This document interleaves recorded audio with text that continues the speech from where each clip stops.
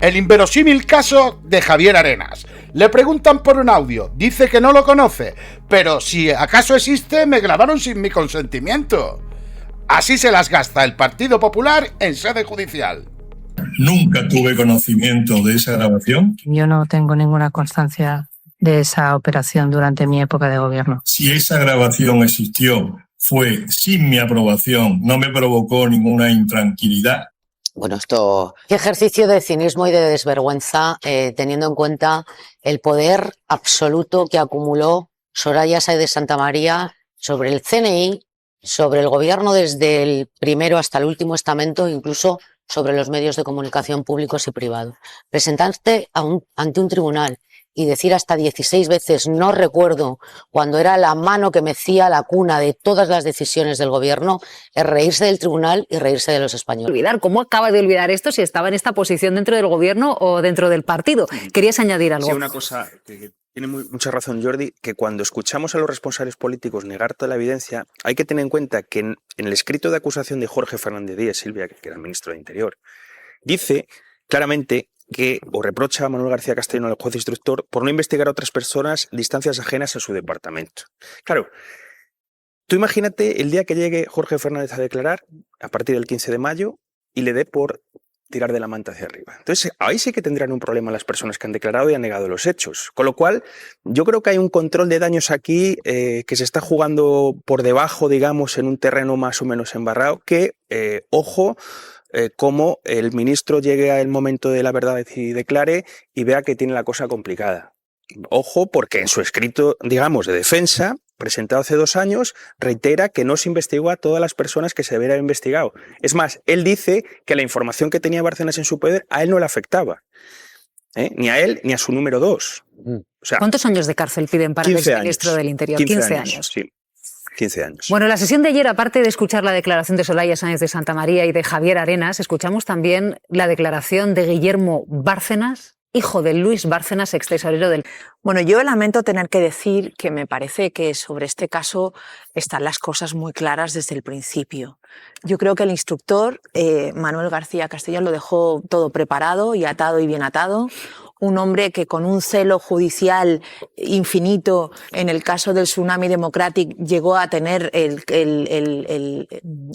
delito de terrorismo sobre la mesa porque había un ciudadano francés que había muerto en una manifestación en los alrededores del aeropuerto del Prat, que la familia de este hombre fallecido decía desde Francia una y otra vez mientras el caso se estiró: por favor abandone, no hay caso, déjenos en paz. Bueno, pues un hombre que llevó hasta este punto el celo judicial, en el caso de la Kitchen, cortó de raíz toda la vía política de este caso. Entonces, lo que estamos viendo es cómo eso se cortó de raíz desde ese momento y no va a haber posibilidad real de que se investigue lo obvio, que es que un gobierno no puede no saber una cosa como esta cuando hay tantísima policía implicada, cuando ya tenemos las cifras que tenemos de 70 policías, cuando tenemos unos datos que son demoledores, incluido un intento de secuestro. Entonces, basta además revisar la hemeroteca de esos años para descubrir cómo el 8 de abril de 2010, cuando el señor Bárcenas deja definitivamente de ser tesorero y pide la baja del partido, lo hace un día después de reunirse en privado con Mariano Rajoy en su despacho. Y cómo después de eso estuvieron 2 largos años, pagándole la seguridad social, porque luego la señora Cospedal tuvo que explicar un finiquito en diferido, de aquella declaración espantosa que no había por dónde agarrarla, porque habían estado pagando al presunto culpable durante 2 años, manteniéndole el chofer y el despacho. Entonces, de verdad que no, la lógica más ramplona de cualquier ciudadano sabe que esto no pudo ocurrir solo en el nombre del ministro del Interior, al cual además, por cierto, todo el que pasa por este juzgado dice que tampoco tiene nada que ver, porque están tratando de exonerar incluso al ministro del Interior.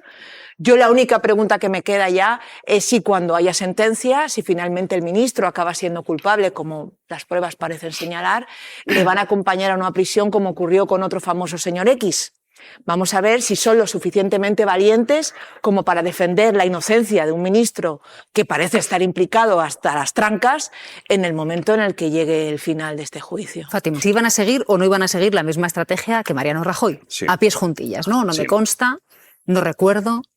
no lo tengo en el radar. ¿No? Sí, las tres noes que estamos viendo en los altos cargos políticos de la época que están declarando, no les costaba nada, no conocían la operación Kitchen, y ayer, en el caso de Soraya, un asunto que no es menor, ella era quien controlaba entonces, digamos, orgánicamente el Centro Nacional de Inteligencia.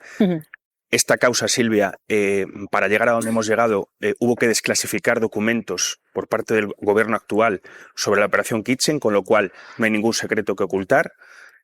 Las evidencias que conocemos de la operación Kitchen es gracias a esta desclasificación de los documentos, y hay constancia en el sumario a través del comisario Enrique García Castaño, que es el comisario que confesó los hechos, que no está juzgado por una enfermedad sobrevenida, de que aparte de los seguimientos de la operación Kitchen, hubo seguimientos identificados probablemente del CNI. Eso lo contó él en la fase de instrucción.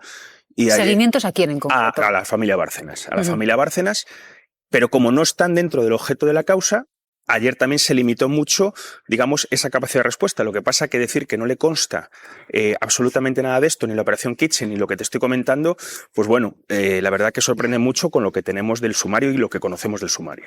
Claro, aquí la duda es si había dos modelos que incluso llegaron a colaborar, ¿no? Sí. Por una parte, el de María Dolores de Cospedal, Eso es. a la que se le preguntó si realmente había movido los bajos fondos a través de Villarejo, los bajos fondos de la Policía Nacional para proteger al Partido Popular, y si por otro lado Soraya Sáenz de Santamaría, que era vicepresidenta y ministra de la Presidencia, Sí. por tanto, de ella dependía el CNI, había activado también al espionaje español para proteger a su partido. Estos son los dos supuestos que se están planteando. Eso es. Ayer la abogada del PSOE plantea, creo que es un análisis más político que judicial, más jurídico, que plantea que el enfrentamiento que todos conocemos, que existió a través de entre Soraya y María Dolores de Cospedal, le planteó la posibilidad de hacerle preguntas sobre si ese enfrentamiento llevó también, efectivamente, a activar la operación Kitchen, por una parte, sin aval judicial, ese dispositivo policial sin aval judicial que para investigar a Bárcenas, y por otra parte el CNI, dependiente de Soraya Santamaría, para sacar información sobre lo mismo, ¿no? O sea, digamos que la batalla interna que había entre las dos, de poder dentro del Partido Popular, después lo vimos en las primarias,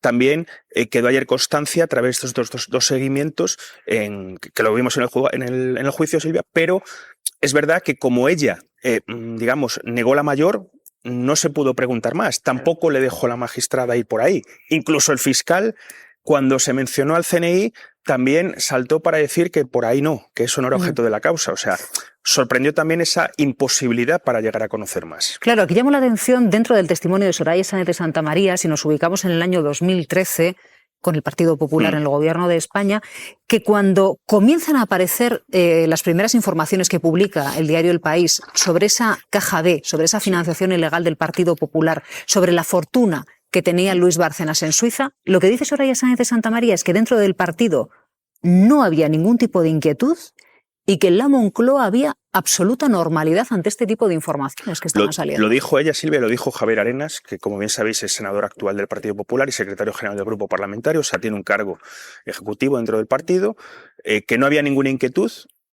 Llama también la atención, te reitero, porque lo que hemos conocido a través de Bárcenas o incluso de Cospedal o a través de los audios de Villarejo es que esos 18 días que van de la prisión preventiva de Bárcenas en junio de 2013 a su declaración en la Audiencia Nacional tirando de la manta, que es a mediados de julio de ese año, la tensión, por lo que estamos viendo en el juicio y la activación de la operación Kitchen, digamos que subió varios grados por esa necesidad que tenía el partido entonces de interceptar esas pruebas que tenía Luis Bárcenas en sus manos y destruirlas, ¿no? Entonces, claro, todo esto que te cuento y que se está viendo en el juicio a través de otros testimonios contrasta con lo que estamos escuchando por parte de los responsables políticos de la época. Luego también tenemos dentro del testimonio de Javier Arenas, actual senador del Partido Popular, como recordabas, es decir, está en activo y en aquel momento era el secretario general del Partido Popular, que incurrió aparentemente en una contradicción, ¿no? Porque dijo que en cuanto todo este caso de la financiación ilegal del Partido Popular estalló, Bárcenas desapareció, pero luego reconoce que él mismo, Javier Arenas, se reúne con Bárcenas y con Mariano Rajoy para determinar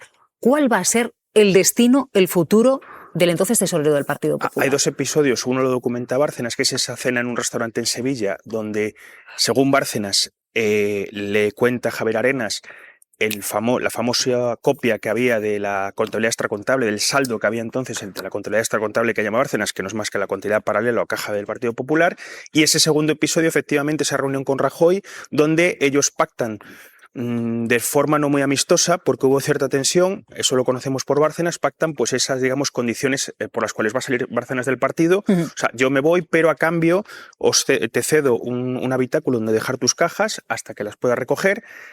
El famoso chofer que le pusieron por parte del partido y una persona de su confianza para llevar las gestiones, ¿no? O sea, eso es lo que se acuerda en esa reunión.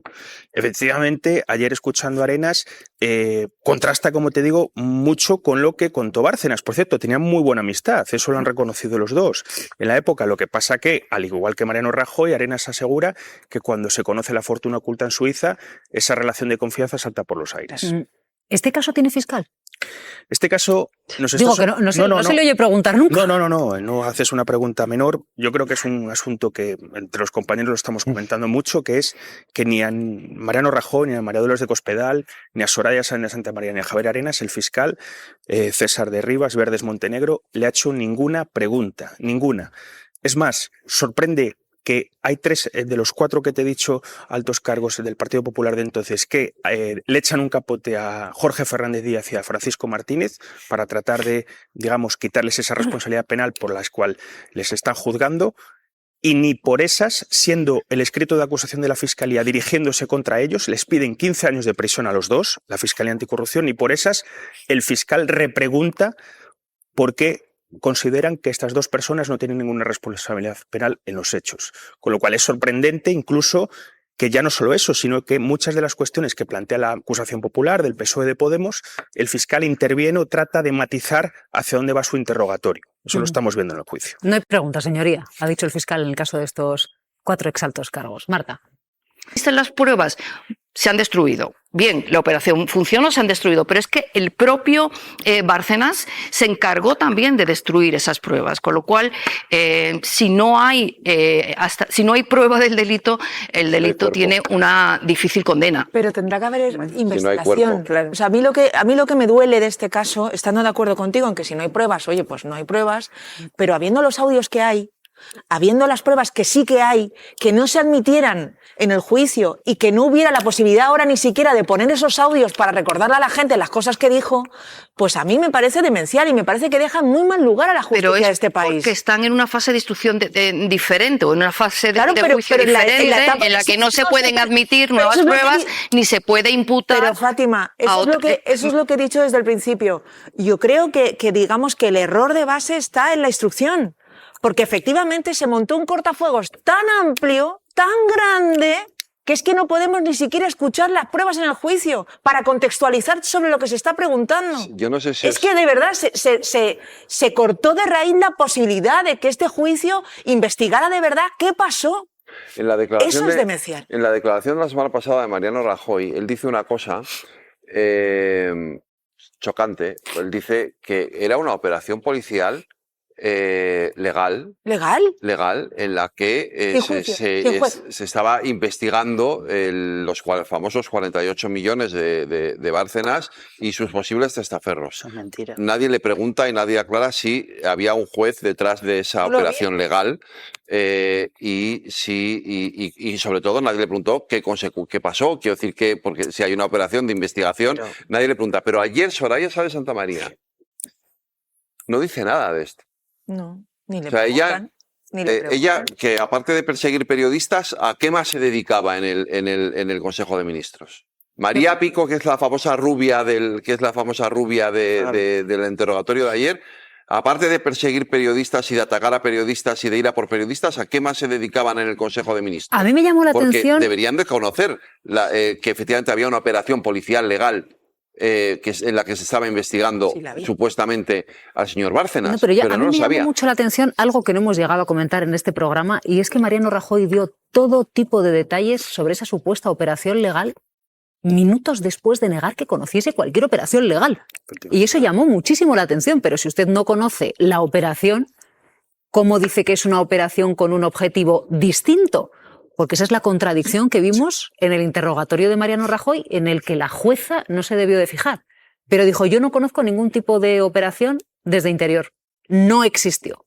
Y minutos después dijo Rajoy, bueno, era una operación perfectamente legal para buscar el dinero del señor Bárcenas. Entonces, ¿en qué quedamos? Pensaría la jueza. ¿Conocía o no conocía la operación. Pero hay una cosa... Pero es que el dinero de Bárcenas ya lo había descubierto o ya lo había, digamos, revelado Suiza con una comisión rogatoria que se envió en diciembre del 12 y que llega al juzgado en enero del 13. Con lo cual, ¿qué operación legal para buscar el dinero de los testaferros de Bárcenas si ya estaba encima de la mesa del juez? Pues por lo que sea, Mariano Rajoy conocía esa operación. Gürtel dijo en el juzgado. Se destapa en 2009 y es cuando Mariano Rajoy dice lo de es una trama contra el PP y no es una trama del PP. O sea, que 4 años después pase esto y que el PP fuera el potencial principal beneficiado de que esa documentación no se conociese, a mí no me parece casual. Pero 2 cosas para complementar lo que han dicho los compañeros. Lo que me trasladan los compañeros y amigos que todos tenemos siguiendo este juicio de primera mano es, y cito literal, que la abogacía y que la fiscalía son unos jarrones chinos, literal de una compañera esta mañana, porque no están teniendo ninguna participación. Sobre Soraya Sáenz de Santamaría y Dolores de Cospedal, que se llevaban tan mal políticamente en el Consejo de Ministros y que tenían el enfrentamiento descarnado que tenían en el partido, que luego se evidenció en las primarias que le dieron la victoria a Pablo Casado, en las declaraciones han dicho básicamente lo mismo. Y un dato más, porque apuntaba muy bien Mateo, que Soraya Sáenz de Santamaría tenía el control del CNI, pero yo no sé si nos acordamos de que eso se cambió, que el CNI era de defensa y que cuando Soraya Sáenz de Santamaría llegó al poder en diciembre de 2011, lo primero que se hizo fue decir, el CNI es para mí. Para sorpresa de muchos. Para sorpresa de muchos, bueno, que no pero no se sabía hacer también. No, pero es el CNI. Después se ha solido hacer también con otros vicepresidentes. Luego no sabes nada del CNI, pero un dato más. Sin éxito. Hay una crónica estupenda del compañero Pedro Águeda que colabora en este programa, un parrafito literal. El rastro del CNI está presente en toda la operación Kitchen. Llegó a colocar cámaras en el chalet de Bárcenas en Baqueira, según reconoce en su escrito de defensa el número 2 de Interior, el secretario de Estado Francisco Martínez. Oye, y la principal responsable del CNI no sabe nada de esto. No. En fin. Pero no solo eso. Es que Soraya Sáenz de Santamaría era portavoz del gobierno entonces. No hizo 4 preguntas a su entorno, chicos, comentadme un poquitito. Digo, para no cometer un error cuando yo responda a la prensa, ¿quién lo sabe y quién no lo sabe? ¿No se interesó? Dice que no. ¿Cómo se va a interesar? Si era portavoz del gobierno entonces. Pero la cuestión es que efectivamente ni Sáenz de Santamaría, ni Javier Arenas, ni Mariano Rajoy estuvieron investigados. Se imputó a María Dolores de Cospedal, se levantó la imputación. Y la cuestión, Jordi, es el interrogante que planteaba Marta. Claro. Si el juez instructor García Castellón perimetró la investigación hasta tal punto que sea imposible sacarla más allá del Ministerio del Interior. Bueno, tenéis que tener en cuenta, para interpretar estas declaraciones que desde luego pueden resultar llamativas en el sentido de que aquí pues nadie sabe nada, no le consta, no lo recuerda. Pensad que ese perímetro que hizo el juez instructor no es definitivo. Es decir, exactamente igual que pasó con el caso de los GAL, en el que en un primer momento se juzgó únicamente a Medo y Domínguez y parecía que todo había sido pues cosa de ellos, ¿no?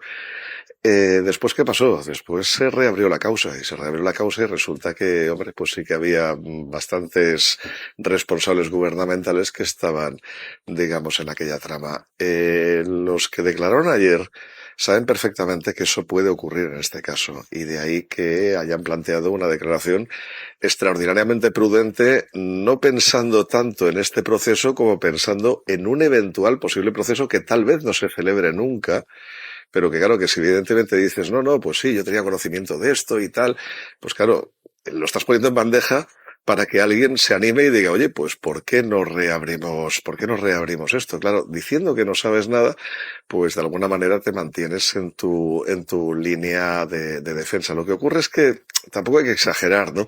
Porque, a ver, creo que hasta el más desmemoriado de nosotros recuerda perfectamente el ruido mediático que hubo en ese caso. Y es inverosímil que en un partido no inquiete en todas sus instancias que haya un caso de financiación ilegal de esa envergadura. Es decir, insisto, es inverosímil, es contrario a la naturaleza de los hechos, pero insisto que su actitud se explica sobre todo desde ese punto de vista que no hay que dejar de lado, ¿eh?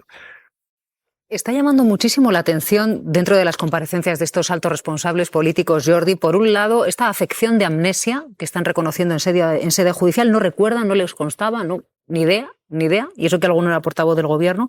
Y por otro lado, lo habíamos señalado hace unos minutos con Mateo, la actuación del fiscal.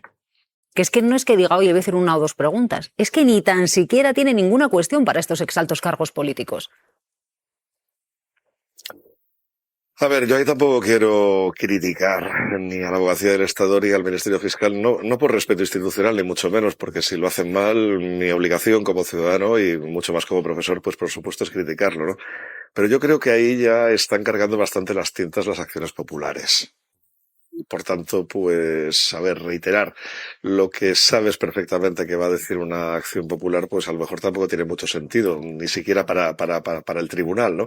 Luego también, cuidado, que estas declaraciones tienen mucha eficacia mediática, tienen mucho ruido desde el aspecto periodístico. Ahora, desde el aspecto jurídico, al final no es nada más que algo que dice alguien, y que te lo creerás o no, en función de lo que yo decía antes, en función de que aquello pues sea mínimamente creíble o no lo sea, pero claro, todo eso es muy intuitivo, todo eso al final pues no es algo que vaya a determinar la condena de las personas que están acusadas por ahí como reos. Por tanto, yo la verdad es que preferiría calificar la actuación tanto de fiscal como de abogacía del Estado al final de todo el proceso y ver exactamente qué es lo que ha dado de sí. Yo de momento creo que los temas que había que sacar se están poniendo de manifiesto en la vista, con independencia de quién los saque. Y en este sentido, si lo que no queremos hacer es el juicio más largo, pues a lo mejor tiene sentido. Insisto, prefiero darle el beneficio de la duda, no quiero atacar aquello que no conozco bien. Pues esperen que acaba de comenzar la mañana, porque estamos ante un momento clave precisamente en el juicio a esta trama Kitchen. Van a ver la imagen que se ha producido hace tan solo unos minutos. Es Diego Pérez de los Cobos, coronel de la Guardia Civil, llegando a la Audiencia Nacional, donde declara como testigo en este caso. Y va a aclarar ese supuesto uso de fondos reservados para pagar a Sergio Ríos, chofer de Bárcenas, supuesto confidente de Villarejo dentro de la familia. Irma.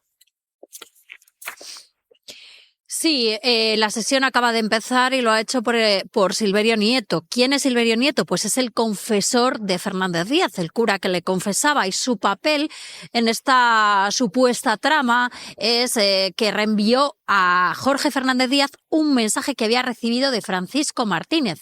En ese mensaje, Francisco Martínez, según lo que declaró Silverio Nieto en instrucción, le decía que su defensa le estaba recomendando llevar al juzgado las actas notariales con mensajes de Fernández Díaz en los que había órdenes muy precisas con respecto a esa operación. Nieto siempre mantuvo que no tenía una relación de amistad con Martínez, pero que entendió que estaba dolido, que se sentía abandonado y que, bueno, que buscaba algo de consuelo y de comprensión. Esa es la declaración que estamos escuchando ahora, apenas acaba de comenzar. Ha dicho que conoce a Fernández Díaz y a Francisco Martínez y que no sabe si conoce a alguno más de los acusados.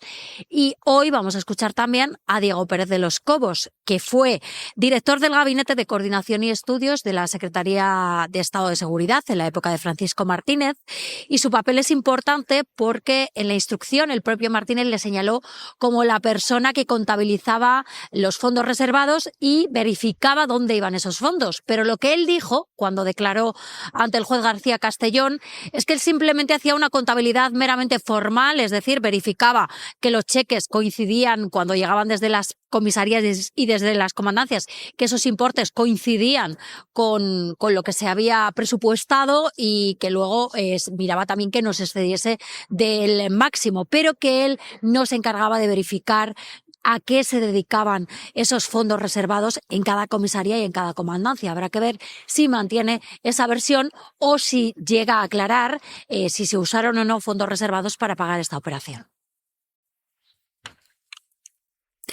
En un instante vamos a acercarnos a otro punto por otro caso, pero claro, decías que el coronel Fernández de los Cobos tiene una significación no solo dentro de la Guardia Civil, sino que ha sido el protagonista de una agria polémica, ¿no? Mira, a Pérez de los Cobos era el responsable de la Comandancia de Madrid que investigó la causa del 8M, la recordaréis, la manifestación que hubo el 8M durante la pandemia, acabó en una causa penal que fue archivada y que acabó con el delegado del Gobierno de Madrid imputado. Bien, eso provocó con el Ministerio de Interior una serie de un rifirrafe que supuso el cese por pérdida de confianza del coronel entonces. Él recurre su cese a la Audiencia Nacional no le da la razón y el Tribunal Supremo le da la razón.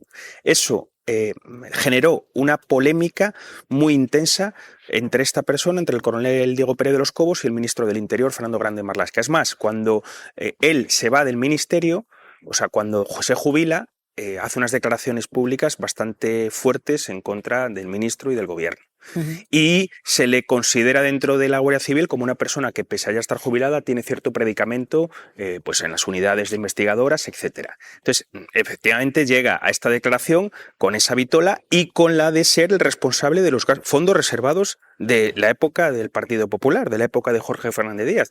Él, como decía bien Irma ahora mismo, él dice que él no tenía el conocimiento, digamos, al detalle de para qué iban los fondos reservados. Pero hay otras personas que dicen que es increíble que, teniendo él el control, no supiera que había cosas dentro de la Operación Kitchen que sonaban raras, ¿no? De su padre, de que él tenía grabaciones importantes, en este caso con Rajoy, dijo, le comunicó su padre, precisamente sobre la financiación ilegal del Partido Popular. Desde el director hasta los funcionarios, Guillermo Bárcenas asegura que a su padre le hicieron la vida imposible en la cárcel. Los 18 primeros meses de mi padre en prisión fueron muy duros. Y cree que fue por orden del gobierno de Rajoy. Yo creo que era una orden. Es que al final son instituciones que dependen del gobierno. Nunca vio la documentación sensible que guardaba el extesorero, aunque dice que sí le habló de ella. Pues que había una documentación que afectaba y demás. Me habló de ella, pero la realidad es que yo nunca la vi.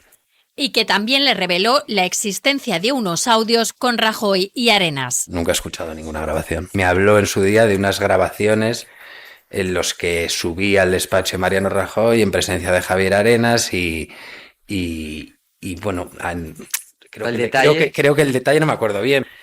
O sea, como que la contabilidad, algo de la contabilidad B, de un remanente que había quedado allí. Una versión diferente a la de Bárcenas, que confirmó haber grabado a Arenas y a Rajoy por separado. También ha hablado de los supuestos seguimientos a su familia. Había motoristas que nos seguían, que llevaban una cámara en el casco. Pensaron que eran periodistas. Y sobre la relación con Sergio Ríos, el chofer acusado de participar en la presunta trama para espiarles, ha destacado su cambio de actitud. Que yo empecé a notar como que hacía más preguntas. Asegura que le despidieron por falta de confianza tras el secuestro del falso cura. Miren, hay quienes no entendimos muy bien por qué la jueza llega a cortar un interrogatorio al hijo de Luis Bárcenas, a Guillermo Bárcenas, sobre Sergio Ríos. Sergio Ríos era, como nos contaba Irma, el chofer de confianza de la familia, pero lo que se está investigando, y se pide pena de cárcel para él, es precisamente si era un confidente de Villarejo, es decir, un topo metido dentro de la familia para conocer cualquier movimiento que hiciese y, sobre todo, acceder a determinada documentación. Y la jueza cortó en el interrogatorio sobre la parte de Sergio Ríos. No se entiende en ese momento por qué lo hizo. No se entiende porque, a ver, de Sergio Ríos es impepinable, recibís de que cobró dinero de fondos reservados, de que recibió un arma y un ordenador para descargar la información de Bárcenas y dársela a la camarilla policial. Eso es así. ¿Qué pasa? Que la familia Bárcenas lo que puede aportar, y ayer aportó Guillermo Bárcenas, es cómo era su relación con una persona que era de su confianza, que habían, digamos, contratado para ser chofer, y cómo vieron con el tiempo y con las circunstancias que estaban ocurriendo, la entrada de su padre a prisión o el episodio del falso cura, que la familia Bárcenas considera que era un mercenario y formaba parte de la Operación Kitchen, en que se jugó aparte, esa relación, cómo él iba cambiando y cómo fue evolucionando hasta darse cuenta efectivamente de que no era una persona de su confianza, sino que estaba atendiendo a otros intereses. Entonces, yo creo que es un testimonio natural y normal, incluso de cargo para Sergio Ríos o contra Sergio Ríos, que el hijo de Bárcenas ayer cuente cómo era su relación y cómo iba evolucionando su relación con esta persona, que es la pieza piramidal de la Operación Kitchen, el confidente que logró acceder a por la documentación con éxito que tenía Luis Bárcenas en su poder. Con lo cual sorprende efectivamente que se corte, digamos, ese testimonio de Guillermo Bárcenas, que por otra parte, Silvia, confirma que su padre le dijo antes de entrar en prisión que tenía grabaciones con Mariano Rajoy y con Javier Arenas. Confirma efectivamente que las cajas que estaban en Génove fueron al estudio de arte de su madre, desapareció documentación.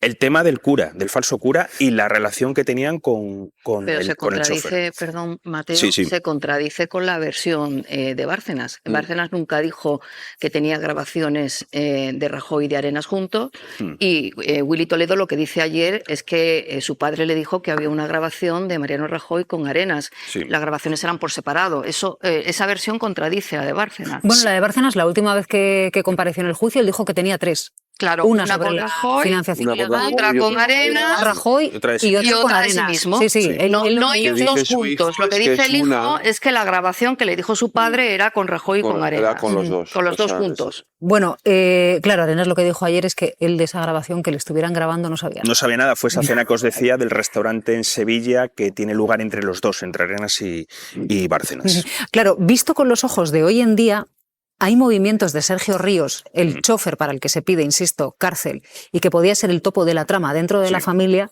que ya se entienden de otra manera, ¿no? Como por ejemplo cuando dijo el hijo de Bárcenas, es que él mismo insistió en poner cámaras. Claro. Cámaras en el acceso a la vivienda de los Bárcenas, de tal manera que yo entiendo que obtenía información de cada una de las personas que entraban por ese piso. Claro, cuando ellos se van dando cuenta de cómo va actuando y después de lo que han ido conociendo de la existencia de la Operación Kitchen, ya para ellos es como, claro, si es que comportamientos que tenía él y que fueron cambiando con el tiempo, sobre todo, ya te digo, entre los años 2013, que ellos lo contratan a principios de año, hasta 2015, es donde se van dando cuenta de que efectivamente estaba actuando guiado por otros intereses. Referencias, por ejemplo, las cajas, las 25 cajas que Bárcenas acumuló de información en Génova 13 fueron recogidas por Sergio Ríos. O sea, la familia le depositó su confianza para recoger esas cajas que acabaron en el estudio de arte de Rosalía Iglesias, mujer de Bárcenas. Esto, por ejemplo, María Dolores de Cospedal en su declaración dijo que no recuerda quién fue por las cajas, no lo recordaba quién fue por las cajas. El sumario y la acusación de la Fiscalía, el relato de la Fiscalía, efectivamente dice que fue Sergio Ríos el que recogió esas cajas. Ahí ya estaba y ya actuaba como confidente para la Operación Kitchen.